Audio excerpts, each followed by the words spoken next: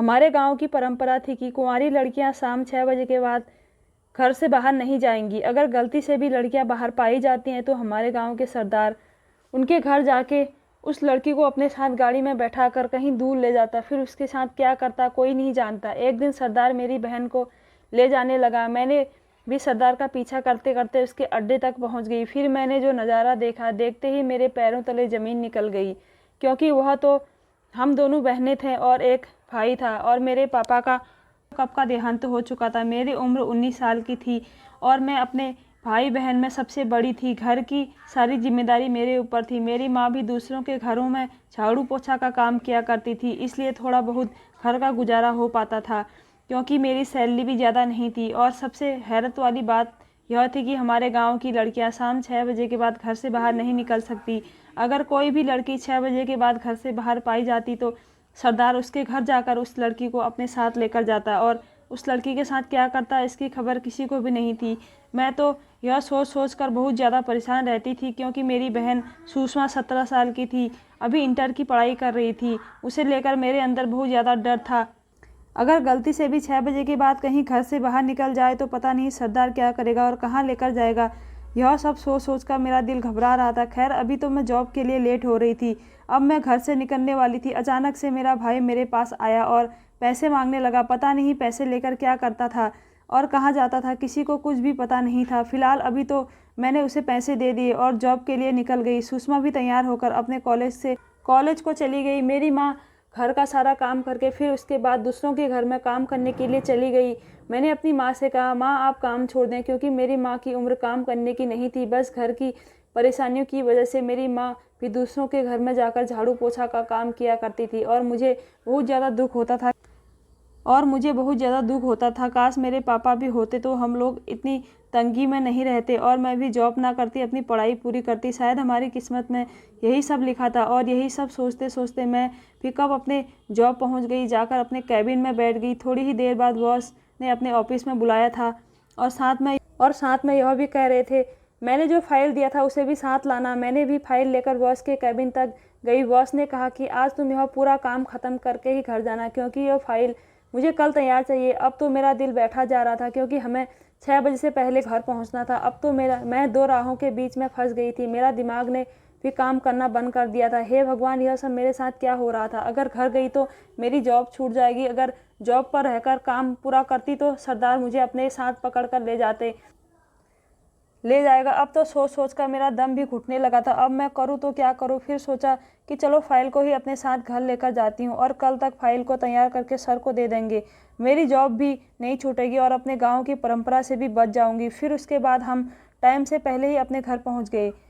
अब मैं कमरे में बैठी अपने फाइल को तैयार करने में लगी। सुषमा भी बेड पर ही सो रही थी और मैं भी काम करते करते न जाने मेरी आंख कब लगी, कुछ पता ही नहीं चला। जब मेरी नींद खुली तो उस वक्त रात के 2 बजे थे। मेरी भी फाइल तैयार हो चुकी थी और बेड पर सोने के लिए गई।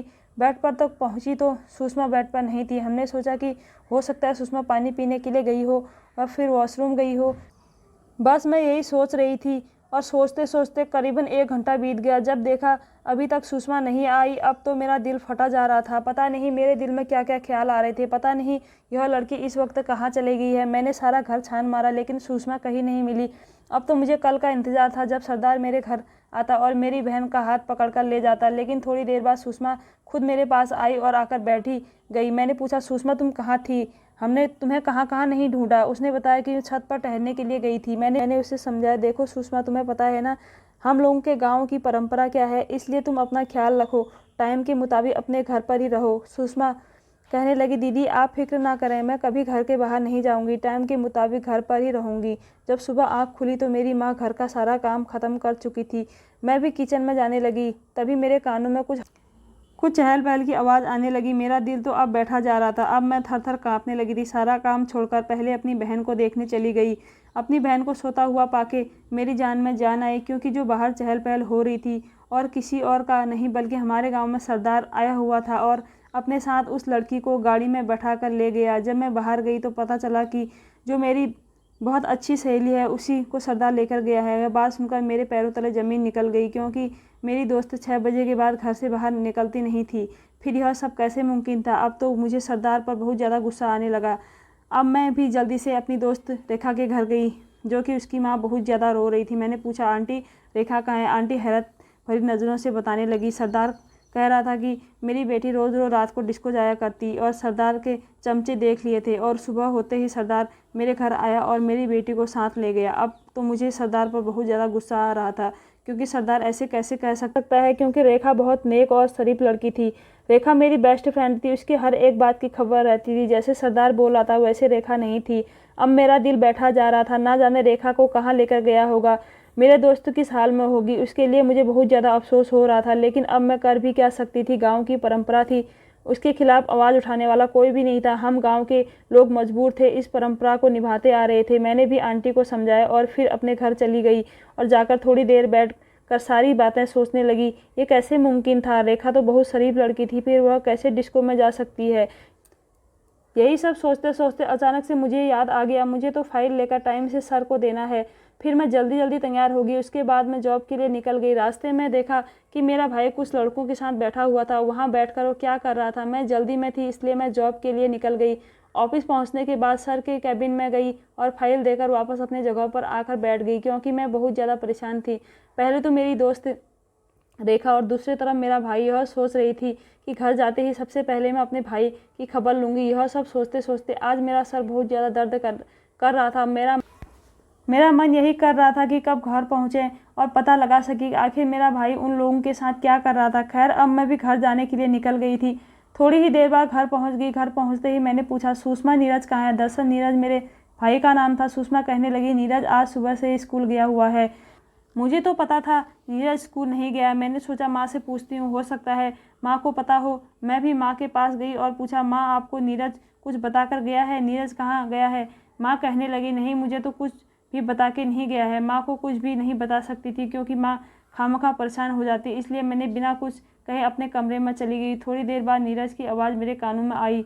मैं उसकी आवाज़ सुनते ही उससे पास गई और पूछने लगी, बताओ तुम कहाँ थे और क्या कर रहे थे? नीरज कहने लगा, दीदी मैं तो स्कूल गया हुआ था। अब इसकी यह बात सुनकर मेरी आंखें फटी की फटी रह गई थी। कितना साफ साफ झूठ बोला था। मैंने तो उसे उन लड़कों के साथ देखा था। मैंने कहा, नीरज सच सच बताओ तुम कहाँ थे और कहाँ से आ रहे हो? नीरज फिर से वही बोला, दीदी मैं तो स्कूल से आ रहा हूँ। उसकी यह बात सुनकर मुझे बहुत ज़्यादा हैरानी होने लगी। फिर मैंने कहा, चलो ठीक है, तुम मुँह हाथ धो लो और खाना खा लो। मैंने सोच लिया खुद इसको रंगे हाथ पकड़कर खुद पूछूंगी। अभी तो फिलहाल हम सब बैठकर खाना खाया और खाना खाने के बाद अपने अपने कमरे में चले गए।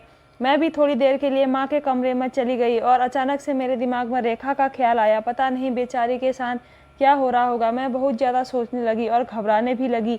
अचानक से मेरे दिमाग में सुषमा का ख्याल आया। माँ के कमरे से निकलकर सुषमा के कमरे में चले गई। कमरे में जाते ही मेरे रोंगटे खड़े हो गए, क्योंकि सुषमा अपने बेड पर नहीं थी। मैंने उसे चारों तरफ देखा, लेकिन वह कहीं नहीं दिखी। सोचा किचन में गई होगी कुछ खाने के लिए। जब किचन की तरफ गई तो सुषमा वहाँ भी नहीं थी। अब मेरा दिल बैठा जा रहा था। चारों तरफ देख लिया, सुषमा नहीं मिली। फिर वापस कमरे में चली गई। कमरे में जाते ही मेरे आंखों पर भरोसा ही नहीं हो रहा था, क्योंकि सुषमा बहुत आराम से बिस्तर पर लेटी हुई थी। मैंने पूछा, सुषमा तुम कहाँ गई थी? सुषमा कहने लगी, दीदी मैं तो कहीं नहीं गई थी, बस ऐसे ही छत पर टहलने के लिए चली गई थी।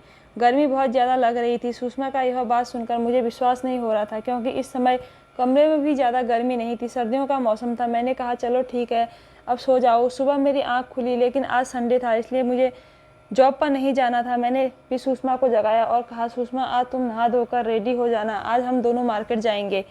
सुषमा कहने लगी, ठीक है दीदी। थोड़ी देर बाद हम दोनों बहनें तैयार हो गए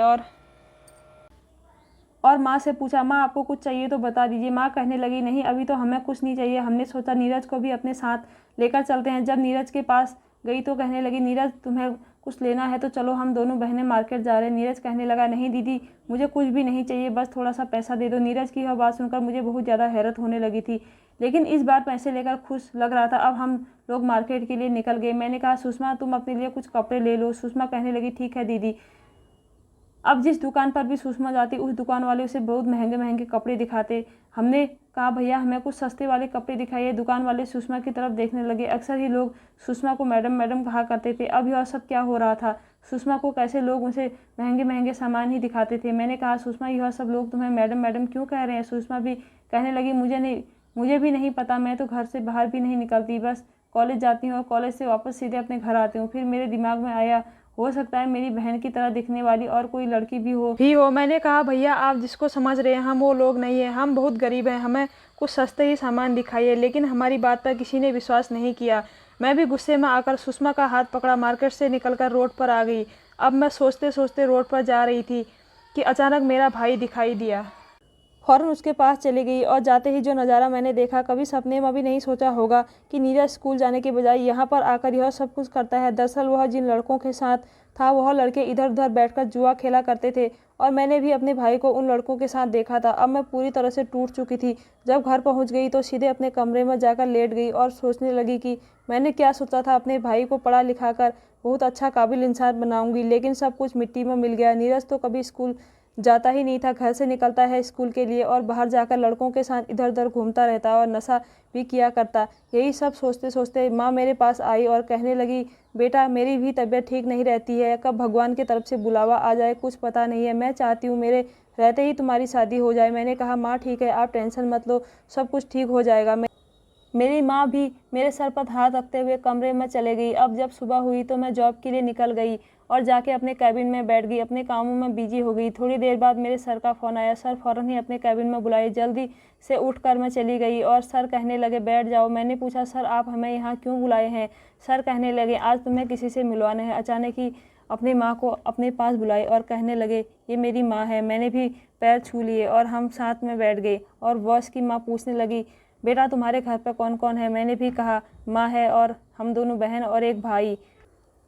बॉस की मम्मी कहने लगी ठीक है, हम तुम्हारे घर तुम्हारे लिए रिश्ता लेकर आएंगे और बताओ मेरा बेटा तुम्हें पसंद है या नहीं? मेरा बेटा तुम्हें बहुत दिन से पसंद करता है। यह बात सुनते ही मेरा सर शर्म से झुक गया और मैं सोचने लगी यह सब कैसे मुमकिन था। मैंने तो कभी सपने में भी नहीं सोचा था मेरा रिश्ता इतने बड़े घर में लगेगा। मेरा बॉस के साथ मुझे खुद कानों सुनी बातों पर विश्वास नहीं हो रहा था कि मेरी शादी बॉस के साथ होगी। फिलहाल आंटी कहने लगी कल तुम्हारे घर आएंगे। मैंने भी कहा ठीक है। उसके बाद मैं भी अपने घर चली गई, सब कुछ अपनी माँ को बता दिया और जल्दी जल्दी घर की सफाई करने लग गई। मम्मी भी किचन में जाकर कुछ नाश्ता पानी का व्यवस्था करने लगी। अब सब कुछ रेडी हो गया था, बस इंतज़ार था उन लोगों का। मेरी मम्मी मेरे पास आई और कहने लगी तू भी नहा धोकर अच्छे तैयार हो जा। मैं जल्दी से सुषमा के दराज खोलकर एक अच्छा कपड़ा निकालने चली गई। जैसे ही दराज खोल जब मेरी नज़र दराज के कोने पर पड़ी, मैं हैरत भरी नज़रों से देखने लगी। यह कैसे मुमकिन था? मैंने भी कभी सपने में भी नहीं सोचा था इतना सारा पैसा और जेवर अभी सुषमा के दराज में रखा होगा। अब ऐसा नज़ारा देखकर मेरा दिल बैठा ही जा रहा था। अब मेरे घर में कौन सी आधी आने वाली थी। अभी भी फ़िलहाल मैं एक कपड़ा निकालकर पहन लिया और तैयार हो गई। थोड़ी ही देर बाद दरवाजे की बेल बजी। मैंने माँ को जाकर दरवाज़ा खोलने को कहा और सब को बैठाया। मेरी बहन भी सबकी खातिरदारी में लगी रही। अब माँ मुझे आवाज़ें लगाने लगी। मैं टेंशन में बैठी थी, सोचने में मगन थी, माँ की बातों पर ध्यान ही नहीं दे रही थी कि माँ मुझे आवाज़ें लगाकर बुला रही थी। थोड़ी ही देर बाद सुषमा मेरे पास आकर खड़ी हो गई और कहने लगी दीदी आपको माँ कब से आवाज़ें लगा रही है, आपका ध्यान कहाँ है? अभी तो शादी भी नहीं हुई है और सोचना अभी से ही स्टार्ट हो गया है। मैंने हैरत भरी नज़रों से सुषमा को देखते लगी और कहा नहीं नहीं ऐसी कोई बात नहीं है। मैंने जल्दी से सबके साथ जाकर बैठ गई। देखते ही देखते मेरी शादी का दिन भी तय हो गया और मेहमान सारे चले गए। उसके बाद मैंने सुषमा का हाथ पकड़ उसको कमरे में लेकर गई और अंदर से दरवाज़ा बंद कर दिया और सुषमा से पूछने लगी सुषमा तुम्हारे दरवाजे में इतने सारे पैसे कहाँ से आए और इतने सारे जेवरात कौन दिया? सुषमा हैरानी से कहने लगी दीदी मुझे तो कुछ भी नहीं पता यह पैसे और जेवरात कहाँ से आए। मुझे सुषमा पर कुछ शक होने लगा कि सुषमा कुछ ना कुछ ज़रूर छुपा रही है। अब मैं बिल्कुल ही अंदर से टूट चुकी थी। अगर किसी को पता चल गया तो ना जाने मेरे परिवार वालों का क्या होगा। यह सब सोच कर टेंशन से मेरा सर फटा जा रहा था। मुझे चक्कर जैसे आने लगे। थोड़ी ही देर के लिए जाकर मैं बिस्तर पर लेट गई। थोड़ी देर बाद गहरी नींद भी आ गई और कुछ पता ही नहीं चला। आँख खुलते ही 9 बजे थे। सुषमा मेरे बगल में सोई हुई थी। मुझे भी बहुत तेज़ प्यास लगी थी, इसलिए उठकर किचन में चली गई। जब पानी पीकर वापस लौटी तो सुषमा बिस्तर पर नहीं थी। सुषमा इस वक्त कहाँ जा सकती है? फिर मैंने सोचा हो सकता है छत पर गई होगी टहलने के लिए। उसके बाद मैं भी छत पर जाने लगी। छत पर जैसे ही पहुंची तो नज़ारा था देखकर मेरे सर पर जैसे आसमान ही टूट पड़ा, क्योंकि सुषमा तो रस्सी से लटक कर नीचे उतर चुकी थी और पता नहीं इस वक्त कहाँ जा रही थी। मेरा दिल बैठा जा रहा था क्योंकि जो नज़ारा मैंने देखा था अपने आंखों पर विश्वास नहीं हो रहा था। अब तो गांव की परंपरा थी, हम भी उस परंपरा के शिकार हो चुके थे। रात को यूं ही बैठे बैठे गुजर गई। सुबह के 3 बजे सुषमा कमरे में दाखिल हुई। सुषमा सुषमा कमरे में दाखिल हुई। सुषमा को देखकर ऐसा लग ही नहीं रहा था वो कहीं गई थी। मैंने सुषमा से पूछा, तुम कहाँ गई थी? सुषमा कहने लगी, दीदी मैं तो कहीं नहीं गई थी, मैं छत पर ही थी। मैंने गुस्से में आकर सुषमा को एक थप्पड़ लगाया। वो रोती हुई अपने बिस्तर पर जाकर लेट गई। मैं तो बस यही सोच रही थी कि सुबह ना हो, वक्त यहीं पर थम जाए। सुबह होते ही मेरे घर का दरवाज़ा खटखटाया गया। हैरत की बात यह थी कि सरदार मेरी बहन को लेने के लिए आ गए। मैं रोते हुए सरदार के पास गई और कहने लगी, मेरी बहन निर्दोष है, मेरी बहन को छोड़ दो। लेकिन सरदार मेरी एक ना सुनी और मेरी बहन का हाथ पकड़कर गाड़ी में बैठा लिया और लेकर जाने लगा। मैंने भी सोच लिया था कि मैं भी अपने बहन के पीछे पीछे जाऊंगी। मैंने भी जल्दी से गाड़ी का पीछा करने लगी और पीछा करते करते जहाँ पर उनकी गाड़ी रुकी थोड़ी ही दूर पर मैं भी रुक गई। उसके बाद मेरी बहन को गाड़ी से बाहर निकाले अस्पताल में लेकर चले गए। मैं भी पीछे पीछे अस्पताल पहुँच गई। अंदर जो नज़ारा देखा, देखते ही मैं तो दंग रह गई, क्योंकि हमारे गांव की जितनी भी लड़कियां थी सारी लड़कियां इसी अस्पताल में थी। और सरदार डॉक्टर से बात करने लगा। डॉक्टर कह रहा था, ठीक है, हम इसका इलाज शुरू कर देते हैं और करीबन 15 से 20 दिन तक जाएंगे, उसके बाद ही आप घर ले जा सकते हैं। यह सब नज़ारा देखकर मैं फ़ौरन ही सरदार के पास चली गई और सरदार से पूछने, मेरी बहन को क्या हुआ है, आप इसे अस्पताल में क्यों लाए हैं? सरदार मुझे देखते ही हैरान रह गया और पूछने लगा, तुम यहाँ क्या कर रही हो? मैंने गुस्से से कहा, मेरी छोड़े, आप बताएं मेरी बहन को यहाँ पर क्यों लाया गया है? फिर सरदार बताने लगा, तुम्हारी बहन को बहुत बड़ी बीमारी है, दिन में कुछ और हो जाती है, रात में कुछ और हो जाती है, इसलिए जितनी भी लड़कियाँ इस बीमारी के शिकार हैं हम उन्हें इसी अस्पताल में लेके आते हैं और जब लड़कियाँ ठीक हो जाती है तो हम उसे उनके घर सही सलामत पहुंचा देते हैं। अब मुझे सब कुछ समझ में आ रहा था कि मेरी बहन रोज़ रात को कहाँ जाती है और मेरी बहन के दराज में इतने पैसे कहाँ से आए और अलमारी में मॉडलिंग कपड़ा कहाँ से आया, क्योंकि मेरी बहन वह सिंपल ही कपड़ा पहना करती थी। जब एक बार रात को उसे छत से जाते हुए देखा तो उसने उस दिन भी मॉडलिंग कपड़े ही पहने थे और उन्हीं कपड़ों में जा रही थी। यानी मेरी बहन बहुत बड़ी बीमारी से जूझ रही थी, जो दिन में कुछ और रात में कुछ और हो जाती। फिलहाल अब मेरी बहन अस्पताल में भर्ती हो चुकी थी और धीरे धीरे ठीक भी होने लगी थी। जो हम लोग सरदार को बुरा समझते थे वह एक भले इंसान थे। जो लड़कियां किसी भी बीमारी का शिकार हो चुकी थी, गांव का सरदार उसे अस्पताल तक पहुंचाता और धीरे धीरे मेरी बहन भी ठीक हो गई। अब गाँव की सारी लड़कियां अपने अपने घर आ चुकी थी। मैं अपनी बहन को लेकर घर वापस आ गई और मेरी शादी भी हो गई और मैं अपने ससुराल में बहुत खुश थी। मेरी छोटी बहन भी जॉब किया करती थी, मेरा छोटा भाई स्कूल जाने लगा था। परिवार में सब लोग खुश थे। मैं भी अपने ससुराल में बहुत खुश थी। दोस्तों, उम्मीद करती हूँ आज की कहानी आपको बहुत पसंद आई होगी।